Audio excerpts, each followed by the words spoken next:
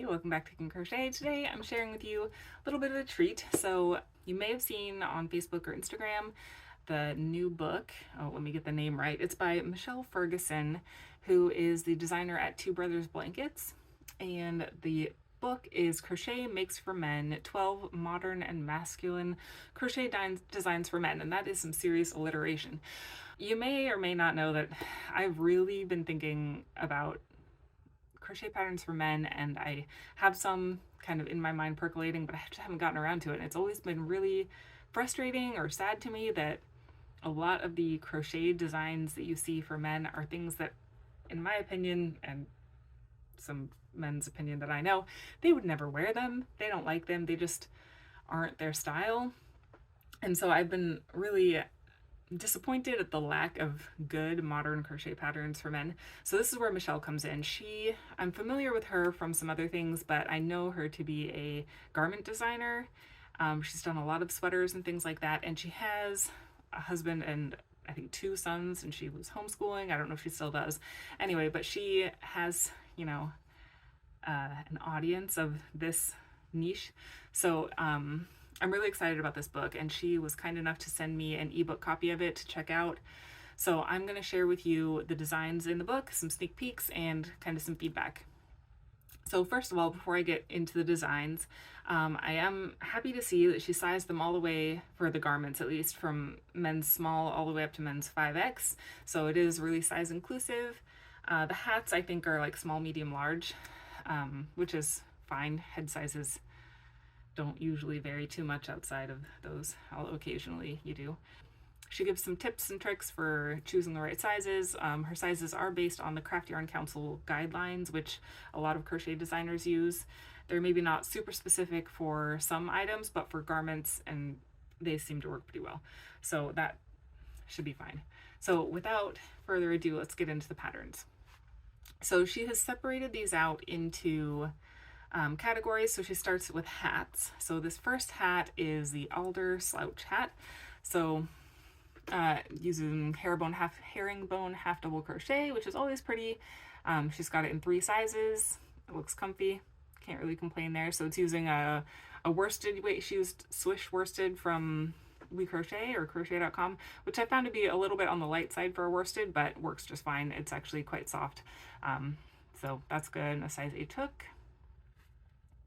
So that one's going to be fairly easy. And again, she gives you the sizing in head circumference inches, which is how you should measure hats, around the widest part of your head. But I'm glad to see that she did make the finished hat a little bit smaller so that it will feel good going on. You want it to be a little bit smaller than the head circumference so that it stretches on appropriately.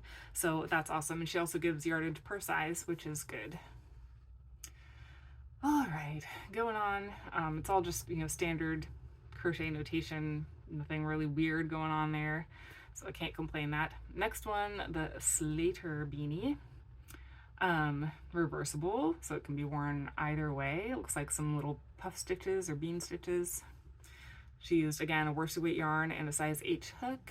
I haven't personally used this worsted, but it's a mostly acrylic. It's called Mighty Stitch. So this one she actually did for 4 sizes. So she goes all the way down to a toddler, child, teen, or small adult, and adult. That first one she did child/teen, small adult, and large adult. So this one she just added the toddler size on. So you can make kind of like a family matchy set, which is cool. All right, moving on, the Conan beanie. So this one, just kind of basic fitted beanie. It's bottom up. You can kind of see on the top how it's gathered at the top, so it looks like it's just sewn closed after it, basically make like a tube and then sew it closed without having to worry about a lot of decreases, so that's kind of nice. This one she used sport weight, so she used Woolly Andes, which is 100% wool sport weight yarn, and she still uses size H crochet hook. So there's that. Again, this one's written for 4 sizes, so toddler, child, teen, or small adult, and adult. And head sizes are weird, so definitely if you're going to make any hats for anybody, measure their head. Like my 10-year-old has a head my size, and my 12-year-old has a smaller head, and so like adult, child, whatever. I mean, it's good if you really have no idea, but you really ought to measure the head size. I will say though, that even if the head circumference is bigger, that for children, usually the length is going to be shorter, so you may have to modify a little bit, but that's just kind of hats in general, not specific to her patterns. Okay, then we've got the Maxwell beanie. This one's got different constructions, so it's worked sideways in rows and then sewn together on one side. So this one, she says it's a little customizable, so it's a little slouchy, but you can change it based on your fit preference. So this one's using a fingering weight yarn and a size G hook. This one, they dropped the toddler size. It was just written for child/teen, small adult, or large adult. Although being a row constructed hat, it should be pretty easy to make a toddler version also if you wanted to. All right, so that's it for the hats. Now moving on, we've got sweaters and garments. And this is where I think that, I mean, her hats are good too, but I always think that she just does a really good job on garments. So I would trust her to design sweaters more than I might trust some other designers. All right, so moving on, we've got the Bramley sweater. I don't even know what her kids' names are, but reading all the names of these just makes me wonder if any of them are named after them. Okay, so this one, it's got button neck. It says it's worked in 4 pieces and sewn together, so I would guess that would be like front panel, back panel, and 2 arms. And so it looks like a basic kind of drop sleeve cardigan or sweater style, I guess. She used a sport weight yarn, a little bit of positive ease. So again, she used the wool of the Andes, and she used an H hook. So that'll give it a little bit more drape using a bigger hook for the yarn weight. So that can be really good for garments. Size-wise, she went, again, all the way from small up to 5X. So like chest circumference, like 34 inches all the way up to like 64. So that's a really good range for chest sizes. I do like that she's got, what is the word I'm looking for?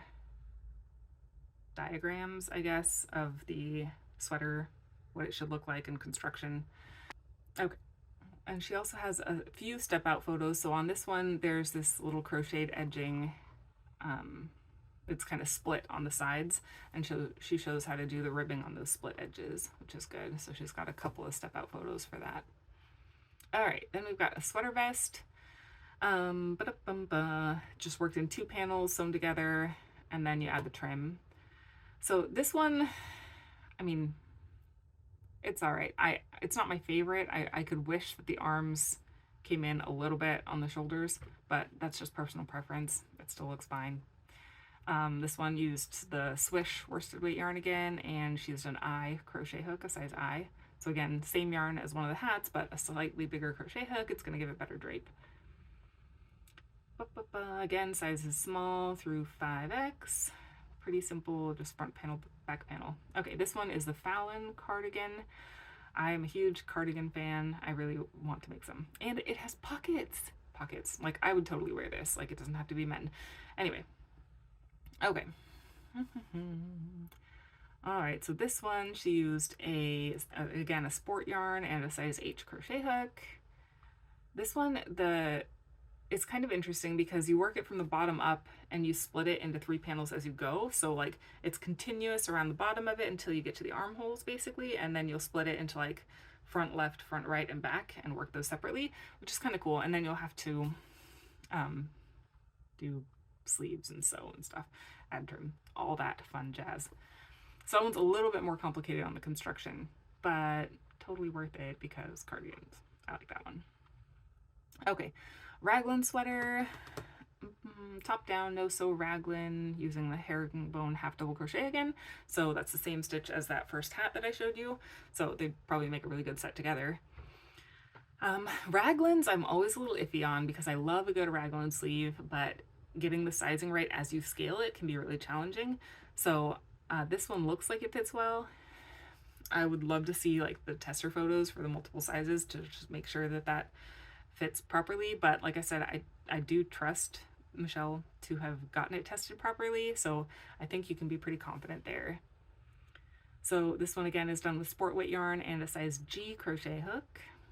Again, sizes small through 5XL, and you gotta love no sew. I'm a big fan of that, so that is a win. And the benefit of top down is you can try it on as you go, so if the sizing isn't quite right, you can make adjustments while you're going. which is always a benefit, I think. Okay, the Guthrie color block sweater. I have a family that I know locally whose last name is Guthrie, spelled differently, but anyway. So this one uses a DK weight yarn and a little bit of color work mixed in. So you got Swish DK, I like Swish, it's pretty good, and the size H crochet hook. Again, this one's kind of just like a basic drop sleeve construction, which is kind of the easiest, but there is some arm shaping, so the upper arm is a little bit bigger than the lower arm to make it fit nicely. So this one's going to be worked, it looks like, in 4 pieces and then sewn also. Oh, actually no, it's worked from bottom up in the round and then split into panels to create the armholes and then seamed. So again, a little bit different. All right, fine. This one's my favorite. Like, it's just chill, relaxed, and I love a good hoodie. I do kind of wish there was like a front pocket, so I would totally add one on. But the hoodie, this one's on the cover of the book also, and uses alpine stitch, so it might be a bit of a yarn eater, but it's going to be warmer and thicker, and just, it looks nice. It's got some drape, some positive ease. So she actually used a fingering weight yarn, which is going to cut down on that bulk because the alpine stitch does use so much yarn. Using a lighter weight yarn is going to make it still have good drape and not feel super stiff. So I think that was a pretty smart move. So she used Stroll tweed fingering yarn and a size F crochet hook, which is about the typical hook I would use for a fingering weight yarn. Again, the sizing is from size small all the way up to size 5X. It's worked bottom up in the round and then split to create the armholes, kind of just like the last one. Trim, the hood, and the sleeves are added at the end. So, oh, I did forget to mention also, she did include some YouTube stitch tutorials. So if for example, you've never done the alpine stitch, you can see a stitch tutorial. It'll show you how to do that. So totally a good resource. I don't know that there's a video for every single pattern, but she definitely includes some where it would be useful.